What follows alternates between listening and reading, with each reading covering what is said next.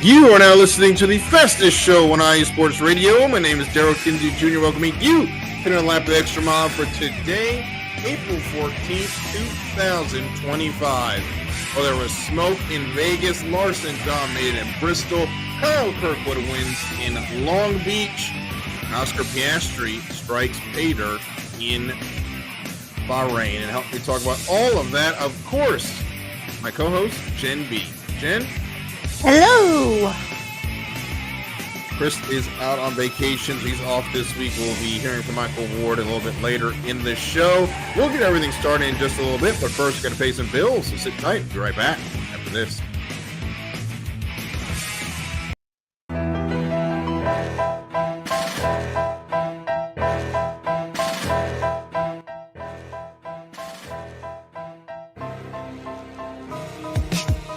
For the last 10 years, IE Sports Radio has been bringing you amazing content ranging from interviewing legendary athletes, coaches, and other authorized media personnel to building tailor-made shows dedicated to all major sports cities around the country.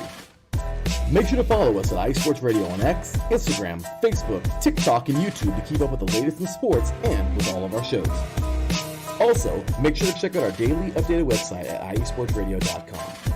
At iesportsradio.com, you can see our daily show schedule and check out all of our show pages with personal bios to learn a little bit more about each of our awesome hosts. In addition to our show pages, you can catch the iSports Radio blog, Hall of Fame, Fans of the Month page, and our merchandise shop, including t-shirts, tank tops, caps, long sleeves, hoodies, and more. For now over a decade here at IE Sports Radio, we've continued to be by the fans, for the fans, and we thank you all for your support and for making IE Sports Radio your direct feed for all that is sports.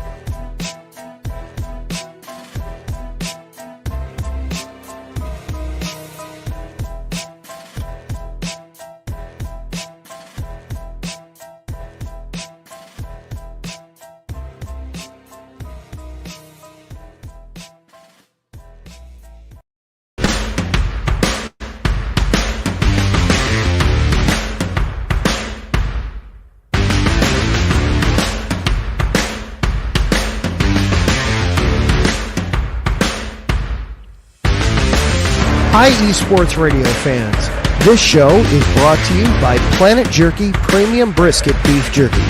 Planet Jerky is the official jerky of the 2022 California League champion Lake Elsinore Storm, Single A affiliate of the San Diego Padres. This all brisket jerky has gluten-free options, contains no MSG, no sodium nitrate, is low in sugar, and high in protein. Go to their website at planetjerky.net and follow them on Instagram at Planet Jerky. Planet Jerky, the jerky that's on a whole other planet.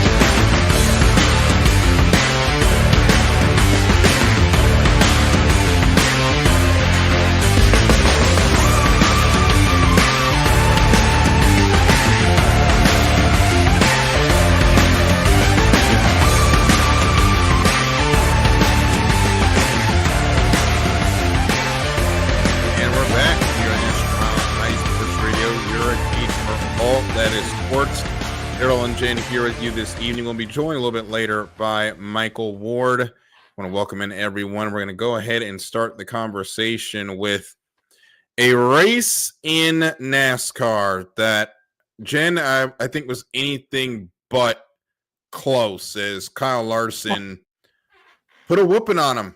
I think that's the only way you can describe it. Yeah. Yes. I mean, he led a good portion of the race, and nobody really came close to catching him. Yeah.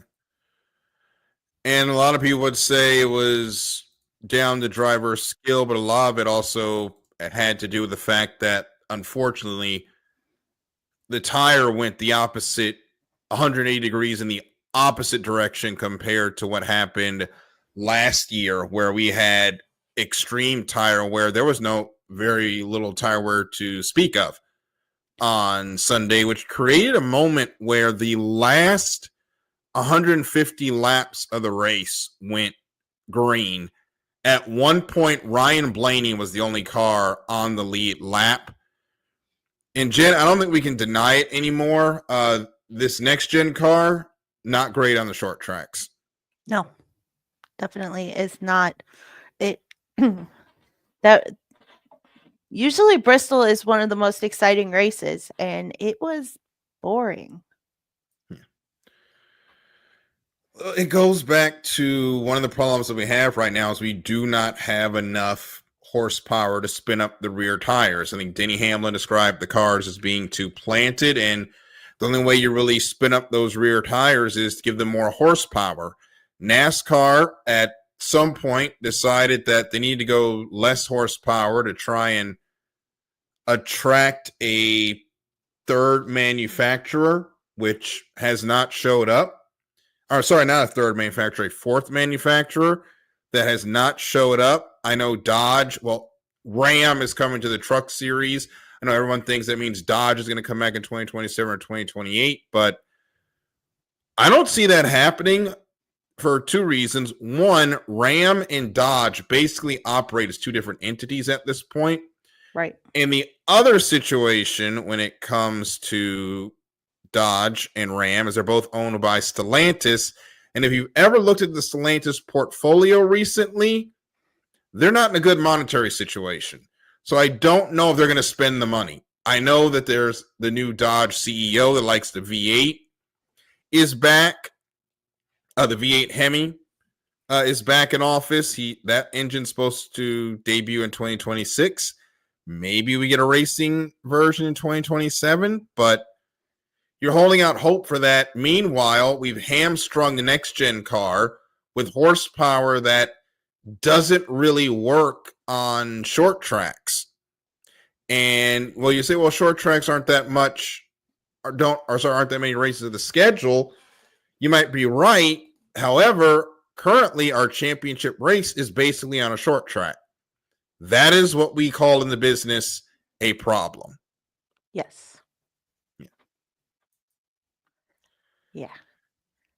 No good. We got to find a couple of hundred horsepower. But Jen, it feels like, and I was watching on TikTok Denny Hamlin on his podcast talk about it, and he basically described the situation as NASCAR basically told them, yeah, this car is going to pass everywhere. They got a bunch of the cars together like 2 months before the start of the season, and oh my, no, could they not pass. And it is a situation that is slightly alleviated itself, but it's still a problem. NASCAR's just always making bad decisions. Mm-hmm. They really need to figure things out. And they say they want more viewership and more this and more that, but when you have a race that has almost no cautions, the same leader almost the entire race, nobody wants to watch that. Absolutely not. So we go into this weekend, or in something NASCAR, you can't stick your head in the sand anymore about it. As Christopher Lehman in Charleston, South Carolina, a long way from home, listening tonight. Chris, thank you so much for joining us. He's out on vacation. I hope you're not getting in trouble jumping in to join us tonight for the program. But NASCAR has a problem that needs to be solved by a forward-thinking brain trust. The problem is Jim France has more years behind him than he does in front of him. And I don't think he's thinking about anything other than making sure the inheritance for the next generation is up to snuff, because eventually he's going to be gone. And I don't know how much day-to-day power he has at this point. Anyway, he is advanced in age. That's just telling the truth. So he's not as involved as you would have expected Brian to be, but we know how that situation went. So the two Steves are running it, and they just toe the company in line.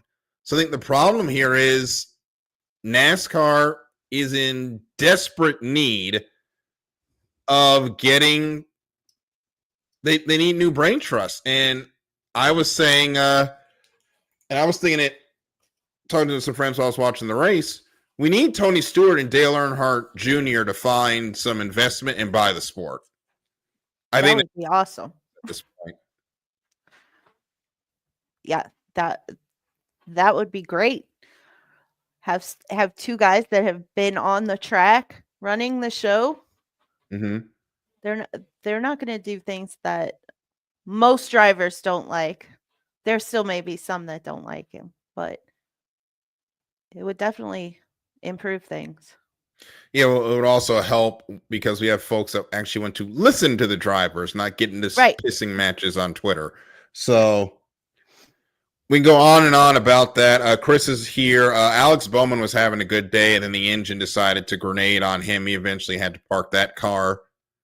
The top 5 out of Bristol. Kyle Larson obviously led 411 of 500 laps. Absolutely dominant. Denny Hamlin second. Ty Gibbs, great run for him. Chase Briscoe, Ryan Blaney round out the top 5. William Byron, Ross Chastain, Christopher Bell, AJ Allmendinger, and Austin Dillon round out the top 10. Those are not names I would have told you were in the top 10. No.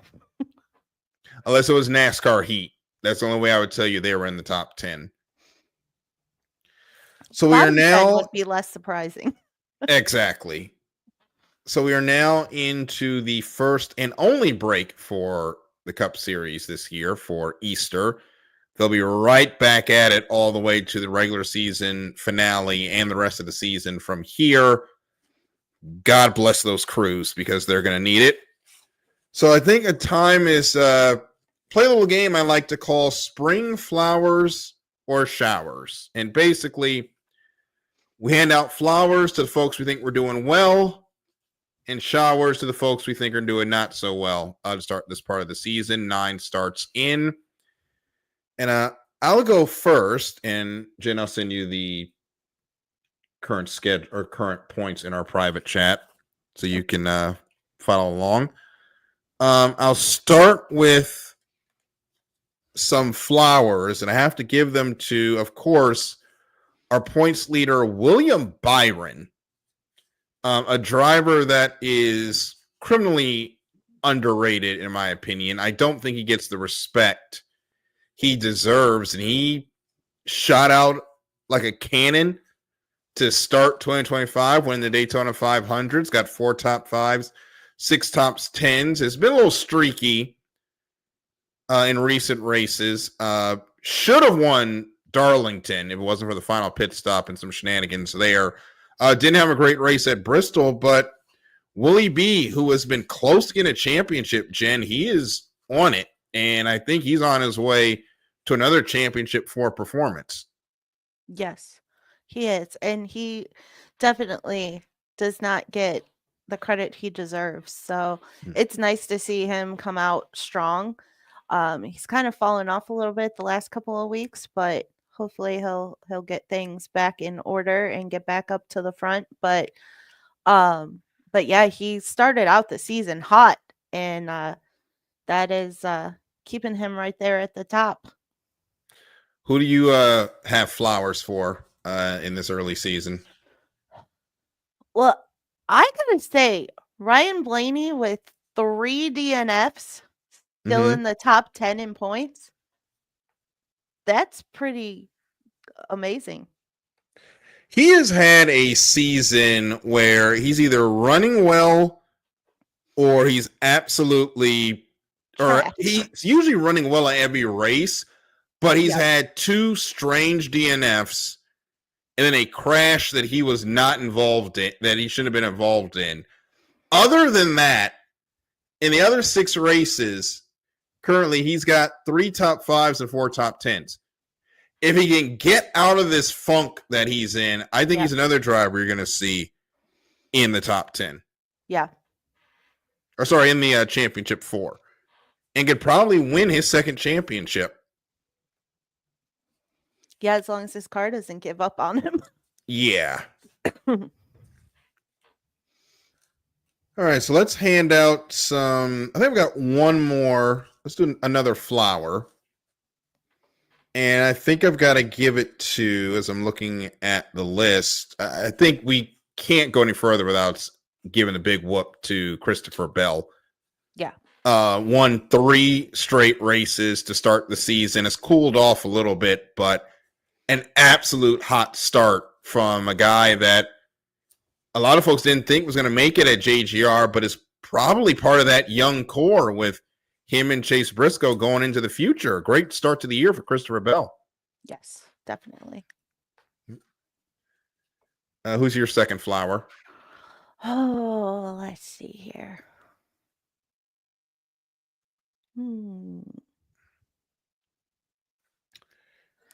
And while you're doing that, Chris is giving me his Formula One thoughts, and it's gonna be a spicy meatball when we get there. Oh, let's see. I'm not saying Kyle Larson because he's the greatest driver in the world, and he should be in first, and he's not, so he don't give no flowers. Oh, let's see. I mean, I'm gonna go with Tyler Reddick in the top 10 without a win in the top 10 with nope, wrong person. Oh well, still three top 5s, 4 top 10s, currently in 7th in points. Not bad. Yeah, it's been a pretty good year for Reddick so far. Not a great Bristol, though, but not a great Bristol for anyone, really, as Echo Bit joins us. Nice to see you, Echo. Thank you for listening tonight. Anzia Racing has something exciting coming up in June with Anti-Gravity Racing and Star Citizen. We'll talk about as we get closer to the next racing stint for the next racing stint in Star Citizen for them. And Jen wasn't here last time Echo was in. So this is she is basically she's the presiding officer for Anzia Racing and professional cat wrangler, getting all of us where we need to be. So I thank Echo for all that. All right, let's get into the showers. And I'm going to start with Joey Logano. He has not looked like a defending champion this year. No. He has struggled. He's got the one top 10, but every other race, I'm having to look down to the middle of the second page to find him. And Jen, I think he's in a championship hangover, and they definitely need this break to get out of it. Yeah. Yeah, he needs no top 5s. No wins. No. Wow. Just a couple of stage wins. So yeah, he needs to figure out how to finish. Because with the stage wins, obviously he's performing well earlier in the races, but he can't seem to finish. So they need to figure that out and get back to winning. But he kind of silently squeaked into that championship last year. So maybe he'll turn it around and get back in there. But yeah, he is definitely appears to be in the little championship hangover, unfortunately. Yep, and I'll give my next shower. But first, we go to Michael Ward, who's now joined us. Michael, welcome. Hello, everyone. Hello. Good. You're just joining us. We're in the middle of NASCAR flowers and showers, giving flowers to the folks that we think are doing well, showers to the folks that we think are not doing so well. You have any flowers to offer?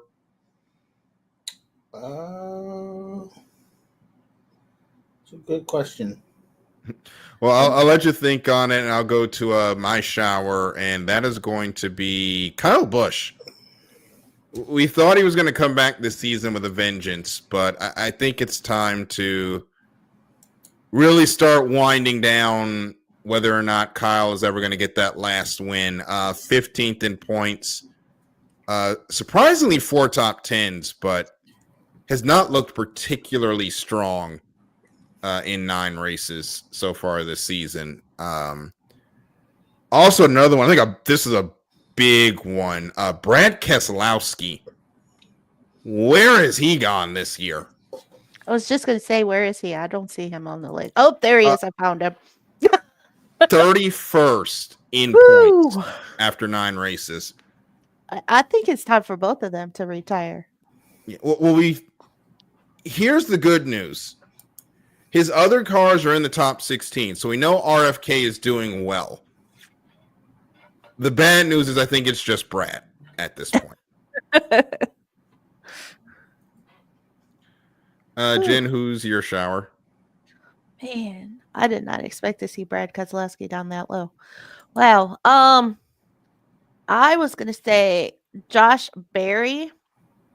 Mhm. After that one win, not much going. He is starting to move up again, so maybe he'll get things back together. But I mean, 3 DNFs. What is it with these teams and these 3 DNFs? What is It's been a happening? little bit of a struggle for Josh Berry, Yeah. and we thought they would be a little bit further on the sharper end of the grid for Wood Brothers. He did get the win at Las Vegas, and we thought it was going to take off, but after that, he has struggled in the season. He has not finished higher than 12th, and that was at Bristol. His finishes after the win, 17th, 32nd, 36th, and 12th. Since his one win of the season, so that they got to regroup because right now they're in the playoffs, but Michael, they're looking like a first round exit. Yeah, they're not looking to like they're going to be in a good position when playoffs start, so they got to find some pace quick. So the Truck Series and Xfinity Series will be running at Rockingham. The return of the Rock on Friday and Saturday. Cup, as we said, is off. Exciting to see us back at Rockingham, North Carolina, a race that we have not seen in quite some time. Hopefully folks do show up and support it. But before we go, some sad news for all of you. John Edwards passed away over the weekend. He was instrumental in Jeff Gordon's career, his longtime public relations representative. Since 1994, in 2021, he moved over to begin working at Hendrick Motorsports, worked as Larson's PR rep before moving to director of communications. Unfortunately, he died on Thursday at age 52, and he had a great impact in the NASCAR audience, and a lot of folks over the weekend were giving their well wishes and condolences to the families. We will have a moment of silence at the end of the program for John Edwards and remembering his life and impact on the sport. And we're going to take a quick break. When we come back, we're going to get into the IndyCar conversation where Kyle Kirkwood ends the Alex Palou dominance of IndyCar. But there's another team that stole the show. Talk about that on the other side of this break here on the Extra Mile on IE Sports Radio, your direct feed for all that is sports.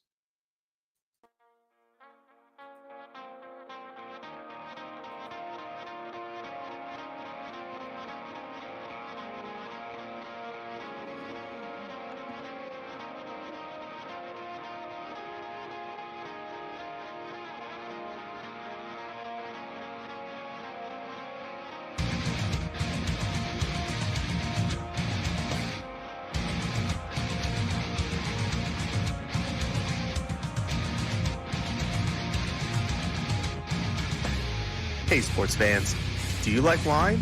Well, we've got the show for you. This is Let's Wine About Sports, a show where we talk about wine and sports simultaneously. From the classic Cabernet Sauvignon all the way down to the grapes that you've never even heard of before. Oh yeah, we cover it all. And we'll talk about a little bit of sports as well. Football, hockey, collegiate, women's sports, it doesn't matter. We're going to talk about it all, and we're going to whine about it all. So join me Monday at 8 p.m. on IU Sports Radio, your direct feed for all that is sports.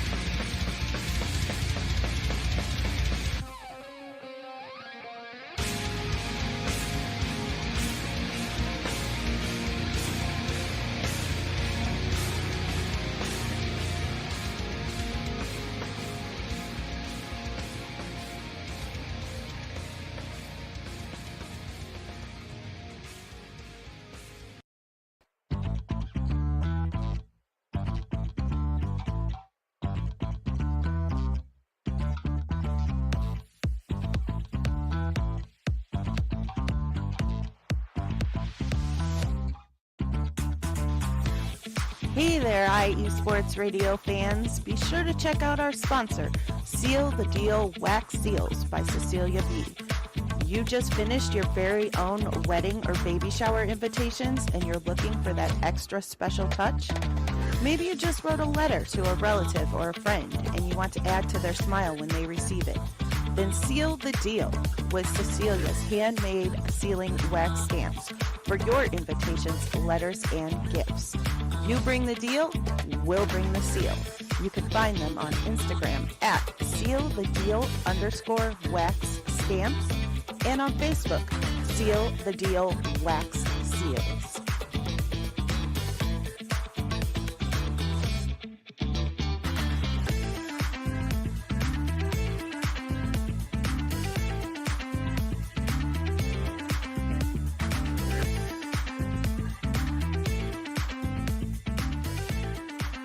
Hey, come on, guys. I gotta get a wiggle in for this one.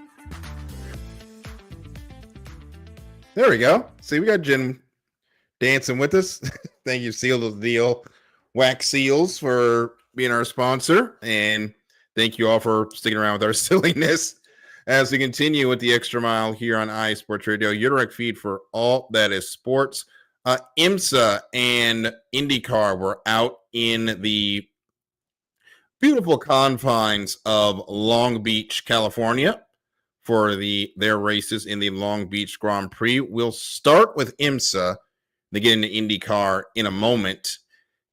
Michael, it's very simple what happened there for Long Beach. Porsche came, saw, and they conquered in both classes.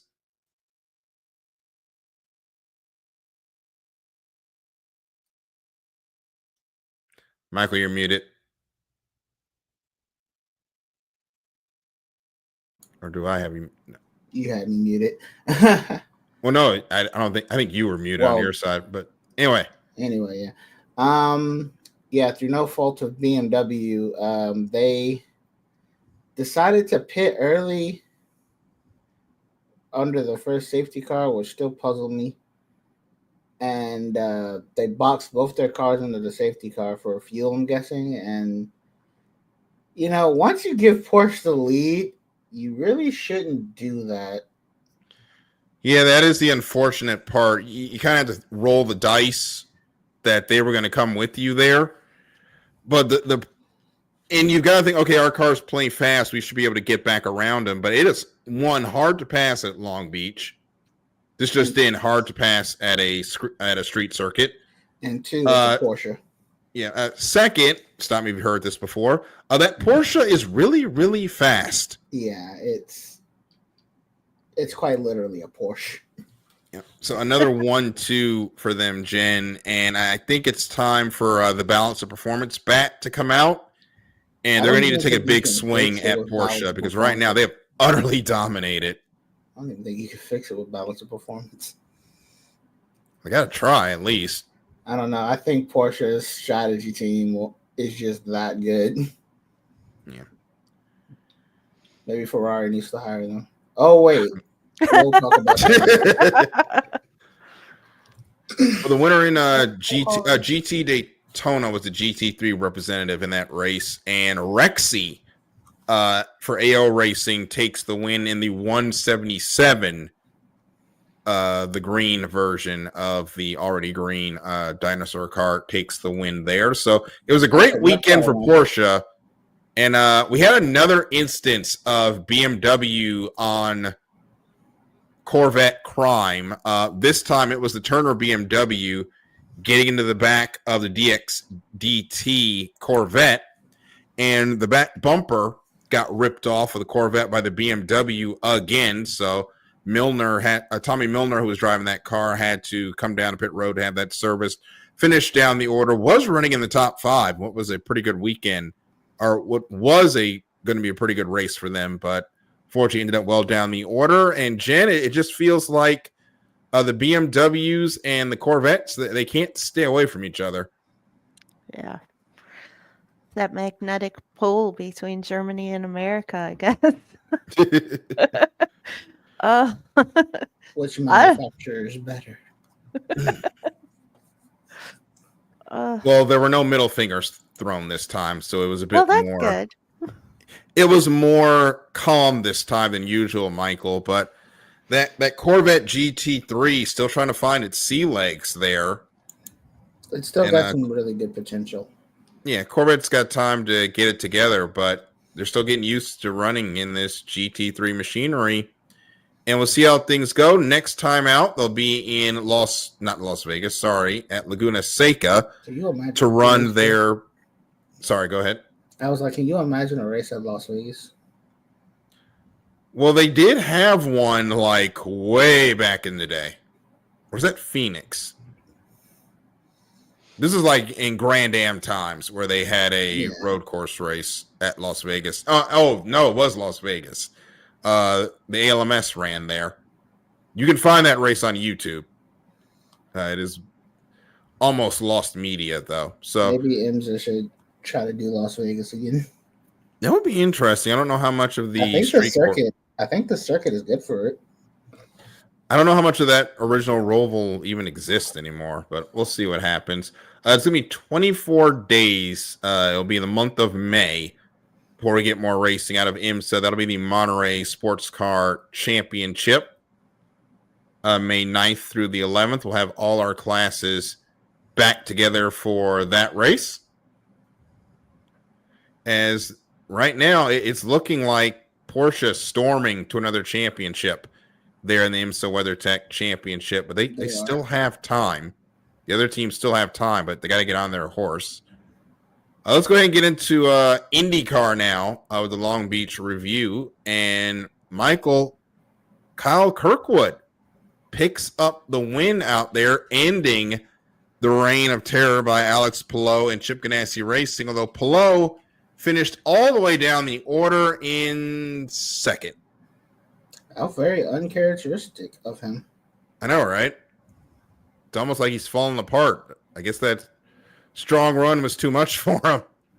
Yeah, I guess he needed a break, Second place, guys. Second place. Kirkwood led 46 of the 90 laps, but the big thing for Kirkwood and Andretti Racing, top 10 finishes in all three races of the season. Jen, it's been Mr. Consistency so far, and at Long Beach, he gets rewarded with a win. Yeah. It's always nice when your consistency pays off, for sure. It's it's been the Alex Palou show so far, so it's nice to see somebody else in there. Yep, we did not have a full course caution during this race. All 90 laps ran under green, so it became a strategy race. Alex Palou, Christian Lundgaard, Kyle Kirkwood were among the drivers that pitted early in that race after taking softs. Actually, no, Kyle Kirkwood, he ran early on softs. Alex Palou took the hard tires longer into the race. And I think the fun part about IndyCar is seeing that strategy with the tires and how it works out and how it coalesces at the end. Maybe NASCAR can learn something about that, Michael. But when there's no cautions, you've got to find strategy somewhere. And it was in the pit stops. And unfortunately, we look down at the order. Again, not the best day for Penske. I will say, admittedly, they did rebound a little bit. Scott McLaughlin did come back to finish sixth. Will Power was in fifth, but Joseph Newgarden had an issue with his belts came off 3 times, finished last in the race, multiple laps down. And Newgarden, it's been a struggle for our 2-time Indy 500 winner. Had a chance at the championship last year, but had a major points penalty take him out. But right now, as we're done 3 races, it's looking like Newgarden is not going to be a factor in this championship. Yeah, which is strange to say. Usually he is a factor, but it just looks like Penske hasn't had the performance that they've had this season so far. Mm-hmm. Well, Jen, we are going to Alabama next. And that is a racetrack where Penske in general has been successful. Scott McLaughlin won there last year for them. Joseph Newgarden has to feel good. It would be an opportunity for him to go out there and pick up a sorely needed win as he is falling down the championship standings as we take a look at it now. And I have to go all the way down. He's 10th right now, which usually we're used to seeing him up near the podium spots. Right. Yeah, hopefully they can figure it out. How do you have a belt come off 3 times in the same race? That was probably a problem when they were working on the car during the weeks prior, because for it to come off multiple times, that's got to be an issue inside the car. They'll definitely take that apart and look at it. And it's been a weekend where the hits just keep coming for Team Penske, where also the conversation around the paddock was bringing in the question of whether or not to bring in independent officials after there's been some consternation about Penske Entertainment and having Penske Entertainment hire the officiating crew. There was some controversy last year when it came to officiating, and there's been conversation of them bringing in another sanctioning body to oversee the rules, get better consistency.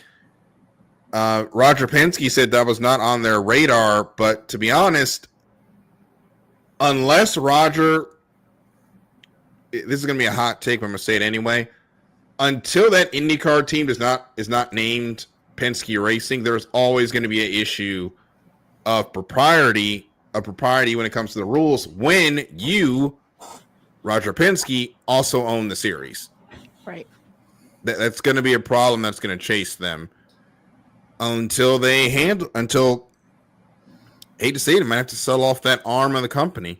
I don't see him doing it, but if you want to shake the look that the rules are being adjudicated in a favor that helps your team, you probably need to fully divest from that team. And outside of day-to-day running, you probably don't need the IndyCar team in-house, but I don't see him getting rid of it. Yeah. It's going to be a tough sell, I think, for Roger Penske, but it's going to be a situation that's going to keep rearing its ugly head, especially because we're coming to Indy next month. And the guy that won the race everybody cares about the last couple of years was, drumroll please, a Penske car. So that's going to be a lot that's going to be dealt with, especially if Joseph Newgarden pulls off an improbable three-peat, which is extremely hard to do at Indy. A race that decides, and a race that at this point really chooses its winner rather than what the racers do.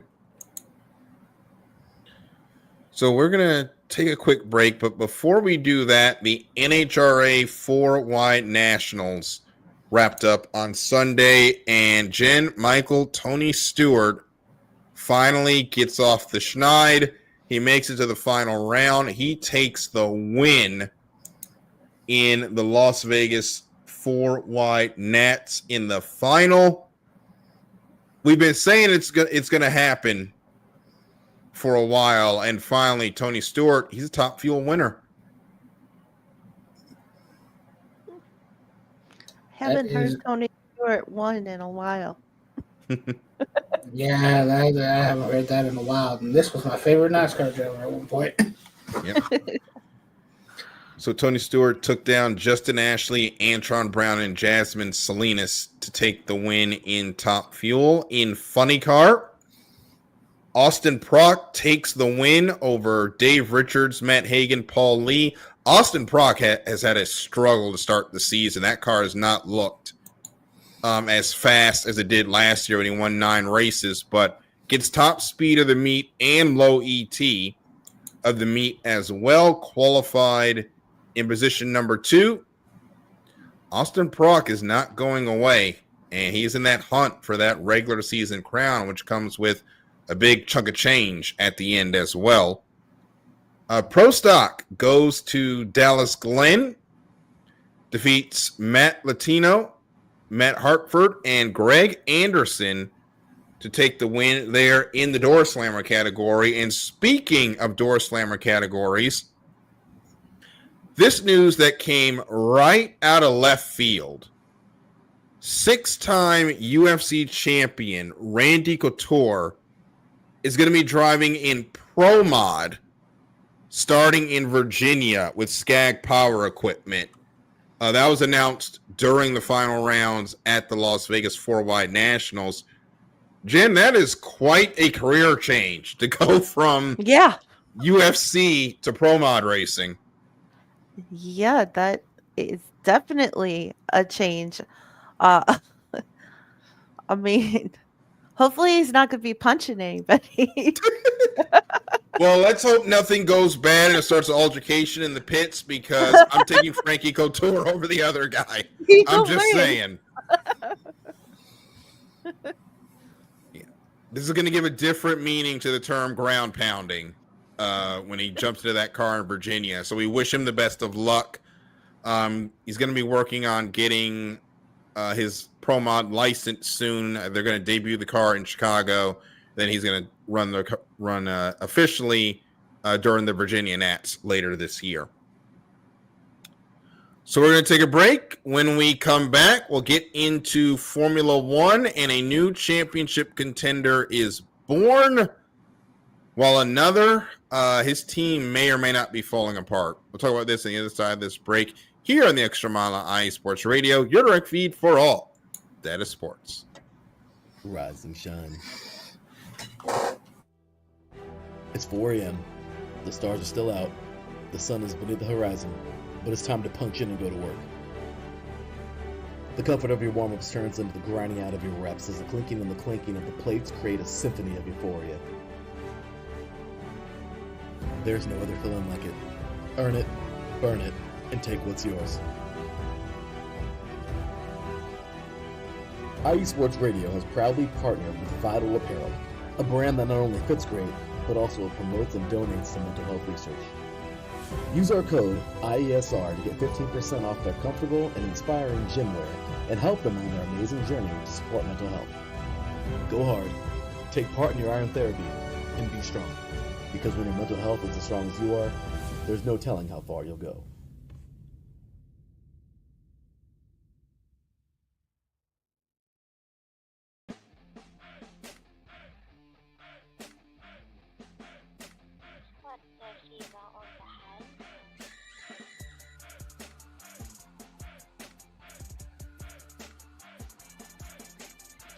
Hey, yo, what's good, Georgia? It's your boy ACS, and if you love sports from the Peach State as much as I do, then Georgia Sports Central is your one-stop destination for down south sports, courtesy of IE Sports Radio, your direct feed for all that is sports. Are you a yellow jacket at heart, or do you bleed the red and black of the Bulldogs? Do you keep it true to Atlanta with Trae Young, Capella, and the boys? Do you rise up with the Dirty Birds on Sundays? Are you excited to see what the future holds for Michael Penix Jr., Bijan, and the rest of the Falcon squad?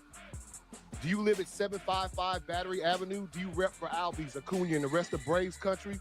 If so, then let's get united every Wednesday for some Braves, Hawks, UGA, Georgia Tech, Atlanta Dream, Falcons, and more on Georgia Sports Central, only on IE Sports Radio, your direct feed for all that is sports.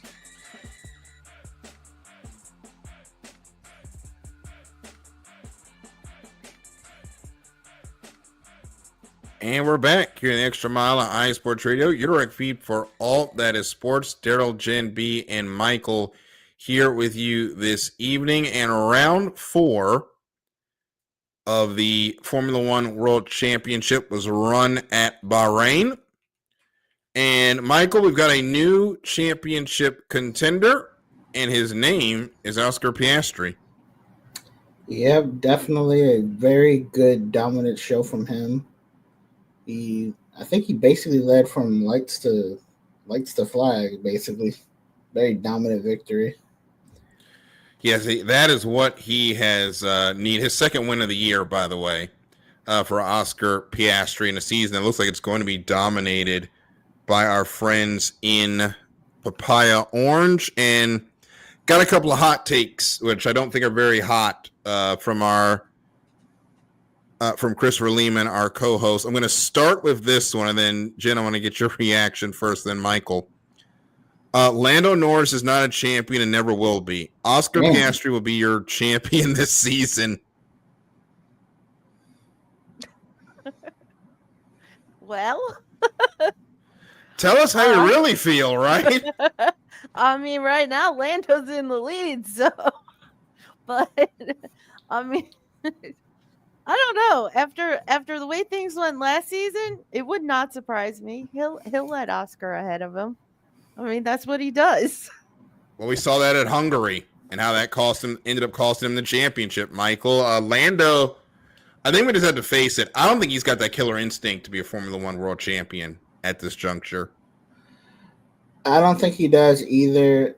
And he needs to develop it before the championship slips beneath his fingers, because Oscar is definitely showing he has the killer instinct.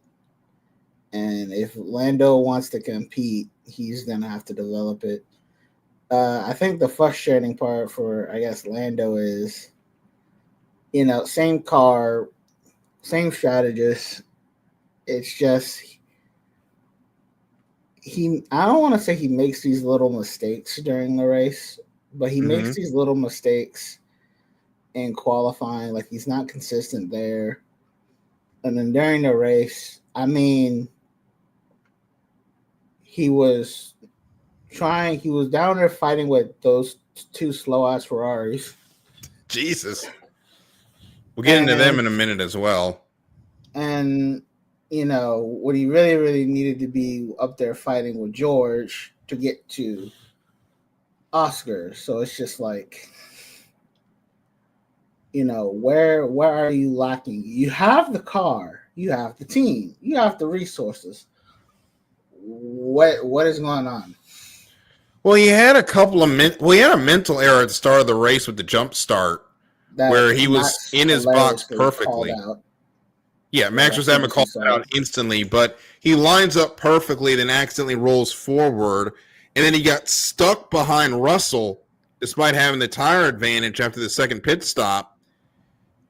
Lando's got to pick it up if he wants to be champion, because what he's done right now in the best car is not good enough. It's really not. Yeah, he's got to figure out something. Like, he needs to develop that hunger fast, because before he loses that championship lead. Mm-hmm. Well, let's go ahead and get into the other team that struggled, or to the team that is absolutely cratering right now, and that's Red Bull. Which is crazy to say. If you would have told me that 2 years ago, I would not believe you. Well, Max and Yuki managed to finish in the points on Sunday. It was not easy. Those cars had no front grip all day. Max Verstappen was also complaining about overheating and issues with the brakes. Was still able to bring that car home in 6th. Yuki Tsunoda brought it home in 9th. But after the race, a huge confrontation between Helmut Marko and Max Verstappen's PR manager ends with the PR manager storming out. Marco's concerned that Verstappen is probably going to leave the team at the end of the year. And I'll sum it up with how Chris texted me, and I'll try to clean this language up. Red Bull is mega, word that rhymes with duct. So that, I don't know, that tells me a few things here. Like, 2, that performance clause might be getting used. I think it is. And, now would be the time where I would say I've been praying for Red Bull's downfall for years now, but not like this. Yeah, I don't think any of us wanted to see it like this. Not like By the way, is it a bad time to remind everyone that Kimi Antonelli and George Russell are only signed for this season? This season. They're only signed for this season, which if either one of them gets outed, I feel pretty darn bad, because I think it's going to be Russell that loses his seat. I don't think you boot Kimi Antonelli after 1 year, right? I don't know. Like, they've both done really good this year. Yeah. So far, like, Russell has been very consistently up there scoring podiums, and Kimi Antonelli is getting faster every race weekend. I mean, he finished 11th on Sunday. That is not representative of how he ran that race. No, he was confident. He was making passes with ease. He doesn't look like he looks the most polished of the rookies, to be honest. Yeah, and it really shows that Toto Wolff's faith in him was not misplaced. But Jen, I don't. It's going to be a hard conversation for Toto if Max Verstappen does become a free agent. Yeah, like that's. I'm sorry. I know it was directed at Jen, but I just can't stop thinking about it. It's like that's a stab in the back for Russell. Yeah. Yeah. Looking at the points right now, Russell is 6 points behind Max Verstappen. So if he passes him in the championship, it's over. It's over. He can activate that clause.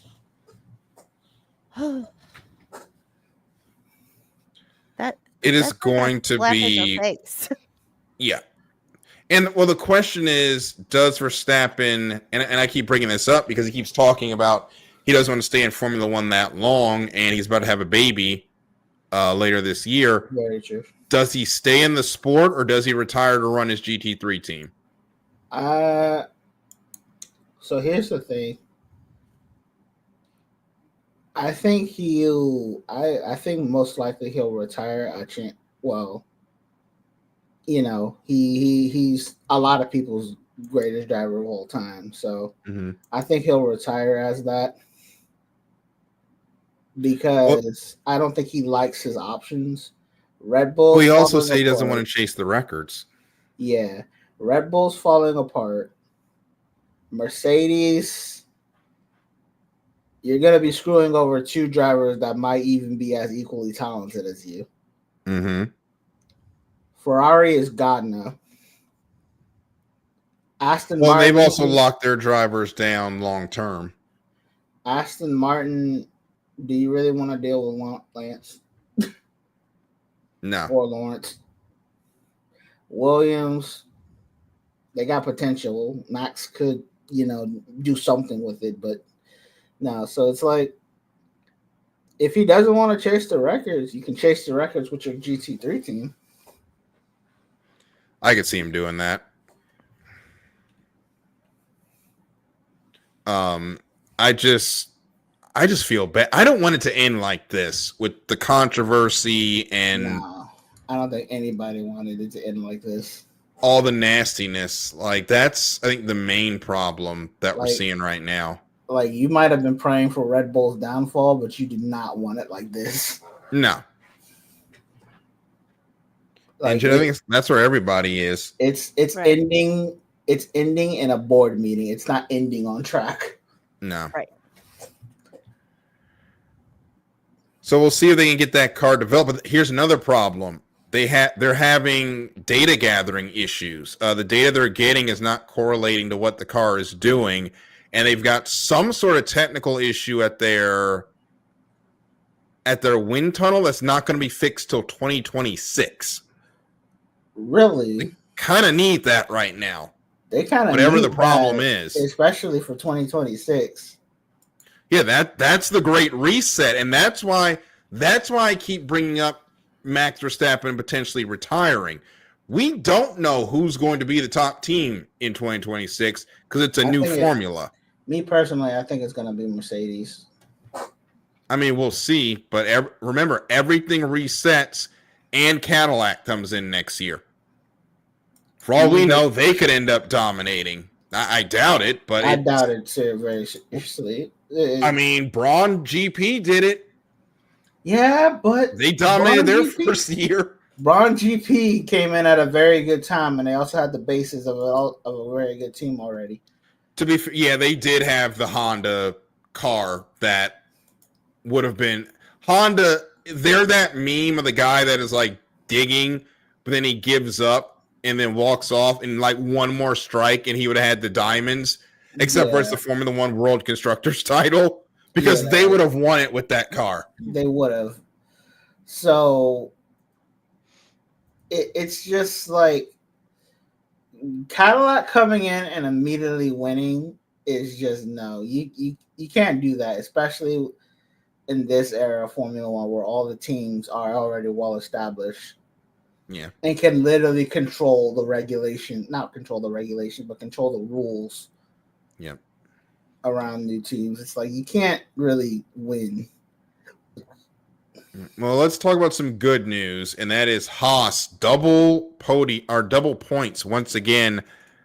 That is a team we have seen go up and down the grid like a yo-yo, and I hope with Oliver, with Oliver Behrman and Esteban Ocon, I hope this is the start of them going back up the grid because they deserve it as a team. They do, and they've been very consistently, scoring points this season, and they had a really bad start at Australia, and now they've turned it around.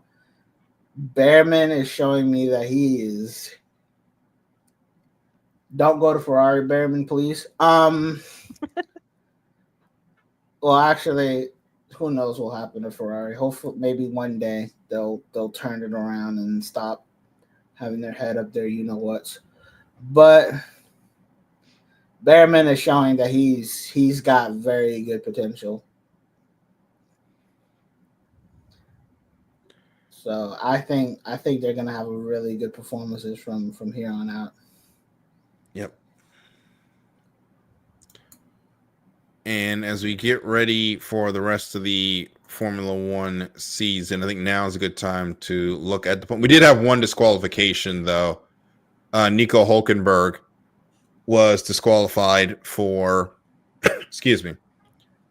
for a technical infringement. Ran afoul of the skid block measurement, so he was disqualified. Liam Lawson received a 5-second time penalty for causing a collision. Actually, he caused 2 collisions, got 15 seconds in time penalties that dropped him down the order to 16th. Jack Doohan also received a 5-second penalty for track limit infringements. He finished 14th in the Alpine, what was not a great day for Alpine at all. And now the Formula One circus gets a nice little break. Well, not really a break at all, excuse me, because they're right back at it this weekend with the Saudi Arabian Grand Prix. And it's another opportunity for McLaren to score some points. This has been the track that Red Bull has owned with Max Verstappen. I don't think that's going to be the case this year. I don't see it because me personally, I know a lot of people don't see it or say they don't see it. But when I look at those comparisons of Max's quality laps compared to everybody else, you know how they do the ghost battle thing? Yeah. For whatever reason, the Red Bull looks like it's lacking straight line speed.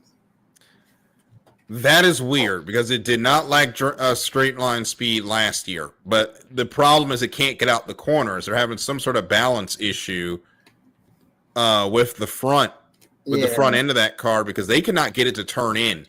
And if you can't turn in, that compromises corner exit. And I think that's what's leading to that lack of speed down the straightaways. Yeah, so it doesn't look like it's very fast down the straight. And Saudi Arabia is just mostly straight. So I don't see them doing too well. Now you need a lot of downforce there as well, and a lot of high speed corners, so they could be in trouble. You're right. Yeah, so we'll see. Who knows? Max Verstappen might put it on pole and win the race, but me personally, it's not looking that good so far. So we'll get ready to get out of here. One more series to quickly cover before we leave, and that is Supercars. Matthew Payne and Chaz Mostert dominate the Topo weekend for Ford. Matthew Payne wins races 8 and 10. Chaz Mostert, won race number 9.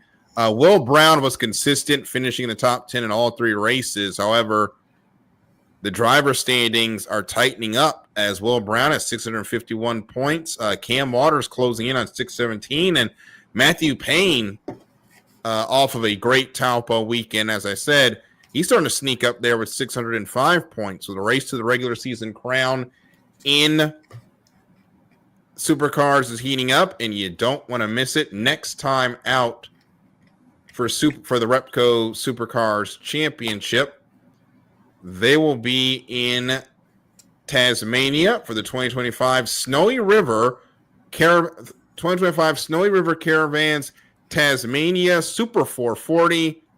I didn't think they got snow in Australia, but I guess they do. That will also be the 9th through the 11th of May for races 11, 12, and 13. So that will do it for this edition of the Extra Mile. Jen, Michael, thank you so much for joining me this evening. Thank you also, everyone in the chat, for joining us. We will be back next week. We will have all four with us as well. And as we say goodbye for the evening, we will end it with a cold close to honor the life and memory of John Edwards. Thank you all so much, and we will see you next time for the next green flag. Good night, everybody.